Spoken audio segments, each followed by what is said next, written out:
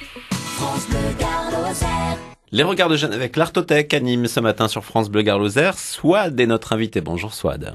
Bonjour Benjamin. Avec le portrait d'un jeune gars qui a 20 ans, il s'appelle Esteban Morin. C'est un étudiant, c'est ça? Oui, tout à fait. C'est un étudiant en histoire Ouais. À l'université Vauban, en deuxième année en licence.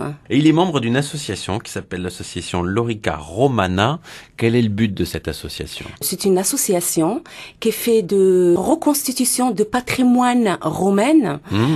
Donc, en fait, ils produisent des spectacles qui passent aux arènes dans le cadre de grands jeux romains. Ah oui, dans les arènes de Nîmes. Ça, c'est un bel événement à ne surtout pas manquer chaque année. Hein. Exactement, le mois de mai, en fait. C'est magnifique parce qu'en fait, il y a l'histoire qui revient, l'histoire qui revit, des personnages, en fait, qui reviennent de loin, qui sortent des livres, et on voit quelque chose de très, très impressionnant. C'est pas la science-fiction, c'est de l'histoire, hein. C'est de qui se l'histoire. déroule là sous nos yeux. Exactement. Une histoire qui nous appartient. Hein, oui. et qu'on connaît souvent assez mal. Et là, on se rend compte de la richesse du patrimoine de Nîmes, par exemple. Et qu'est-ce qui fait qu'un beau jour, il a choisi de faire partie de cette association-là? Il est passionné de monde romain?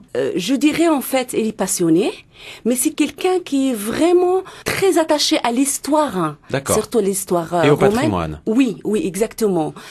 Donc, pour lui, les livres ne suffisent plus pour lui de comprendre l'histoire. Il faut ensuite la faire vivre. Exactement. Et dans ce reportage, on entend? Déjà, en fait, il parle de la tenue qui est très importante, la tenue des légionnaires de l'époque. Et le poids, pour lui, en fait, la lourdeur des équipements, c'est plus que du matériel, c'est le poids de l'histoire. Le légionnaire, lorsqu'il est en campagne, il a tout son pactage, son armure, son bouclier, plus ses effets personnels. Ça peut monter jusqu'à 40 kilos. Ça dépend de quel type d'armure il a. Quand vous vous mettez dans le rôle d'un légionnaire, qu'est-ce que vous ressentez exactement? Alors on a beaucoup de fierté à prendre le rôle du légionnaire. Déjà parce que la Légion est une armée antique, la plus puissante de l'Antiquité. C'est la Légion romaine qui a fait tenir l'Empire romain si longtemps. Donc on se met dans la peau d'hommes qui avaient une vie très dure. On essaie de comprendre cette vie, de la reconstituer, de faire avancer les recherches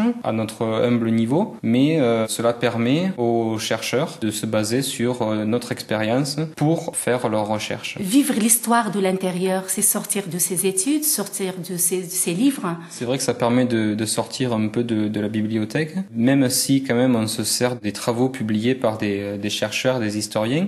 Mais mettre en pratique la théorie, ça permet effectivement de mieux comprendre certaines choses et de mieux les assimiler. On a parlé de porter cette lourdeur. Vous m'avez dit que c'est la lourdeur du passé, la lourdeur de patrimoine. Effectivement, on a l'équipement qui pèse assez lourd, mais quand on se met dans la peau d'un légionnaire, on a aussi tout le poids de l'histoire qui repose sur nos épaules. Cette histoire romaine qui s'étale sur plusieurs siècles, qui est très impressionnante. Est-ce que vous pouvez me raconter une anecdote pendant l'incarnation d'un légionnaire? Il se trouve que dans cette reconstitution, on fait aussi la reconstitution de combats, notamment au grand jeu romain, dans les arènes de Nîmes. Et il peut arriver des fois que le matériel casse. Bon, heureusement, on se bat pas avec des vraies armes, on a des armes factices en bois. Mais ça m'est arrivé l'année dernière au grand jeu romain, la chaussure, la semelle, s'est défaite et bon, j'ai trébuché.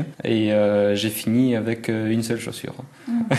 Belle anecdote en tout cas, hein, celle d'Esteban Morin qu'on vient d'entendre dans le reportage de France Bleu Gard Lozère.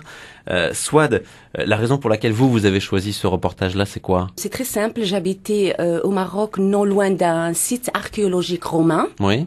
de 3e siècle avant Jésus-Christ. Donc forcément, ça vous parle déjà. Exactement. Ce site dépend de la préfecture de Nîmes, Meknès, qui est jumelée avec Nîmes. D'accord. Donc pour moi, c'était très important de montrer qu'il y a déjà un lien entre Meknès et Nîmes. Et puis, j'aime beaucoup cette période, la période romaine. Que l'on va revivre d'ailleurs prochainement, puisque les 2 et 3 mai prochains, il y aura dans les arènes de Nîmes à nouveau un magnifique spectacle. Ah oui, ça sera vraiment phénoménal, sensationnel.